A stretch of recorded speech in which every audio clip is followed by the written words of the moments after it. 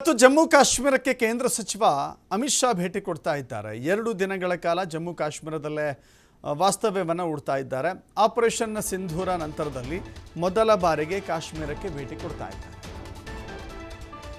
ಹೌದು, ಪಹಲ್ಗಾಮ್ ಅಟ್ಯಾಕ್ ಆದ ನಂತರದಲ್ಲಿ ಪಾಕಿಸ್ತಾನದ ವಿರುದ್ಧ ಭಾರತ ಆಪರೇಷನ್ ಸಿಂಧೂರ ನಡೆಸಿತು.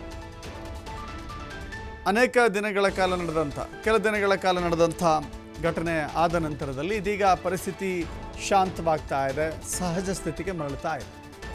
ಈ ಸನ್ನಿವೇಶದಲ್ಲಿ ಕೇಂದ್ರ ಗೃಹ ಸಚಿವ ಅಮಿತ್ ಶಾ ಕಾಶ್ಮೀರಕ್ಕೆ ತೆರಳುತ್ತಾ ಇದ್ದಾರೆ. ಇದೊಂದು ಉತ್ತಮ ಬೆಳವಣಿಗೆ. ಪೂಂಚ್ನಲ್ಲಿ ಗಡಿ ಪರಿಸ್ಥಿತಿ ಹೇಗಿದೆ ಅಂತ ಹೇಳಿ ಅವಲೋಕನೆ ಮಾಡ್ತಾರೆ ಅಮಿತ್ ಶಾ. ಸ್ಥಳೀಯ ಪೊಲೀಸರು ಭದ್ರತಾ ಪಡೆಗಳೊಂದಿಗೆ ಗಡಿ ಭಾಗಕ್ಕೆ ಭೇಟಿ ಕೊಡ್ತಾ ಇದ್ದಾರೆ.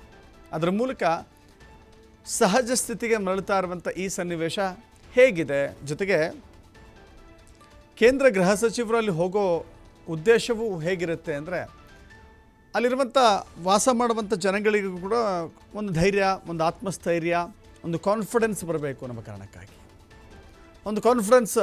ಅನ್ನೋ ಕಾರಣಕ್ಕಾಗಿ ಯಾಕಂತ ಹೇಳಿದ್ರೆ ಒಂದು ರಕ್ಷಣೆಯ ವಿಚಾರಕ್ಕೆ ಸಂಬಂಧಪಟ್ಟಂತೆ ಜನಗಳಿಗೆ ಭೇಟಿ ಕೊಟ್ಟಾಗ ನಾವು ಸೇಫ್ ಆಗಿದ್ದೇವೆ, ಇನ್ನು ಮುಂದೆ ಯಾವುದೇ ರೀತಿಯ ಆತಂಕಕಾರಿ ಘಟನೆಗಳು ನಡೆಯೋದಿಲ್ಲ ಅಂತ ಹೇಳಿ ಇದೀಗ ಅಮಿತ್ ಶಾ ಅವರ ಭೇಟಿ ಸಾಕಷ್ಟು ಮಹತ್ವವನ್ನು ಪಡೆದುಕೊಳ್ತಾ ಇದೆ. ಈ ಹಿನ್ನೆಲೆಯಲ್ಲಿ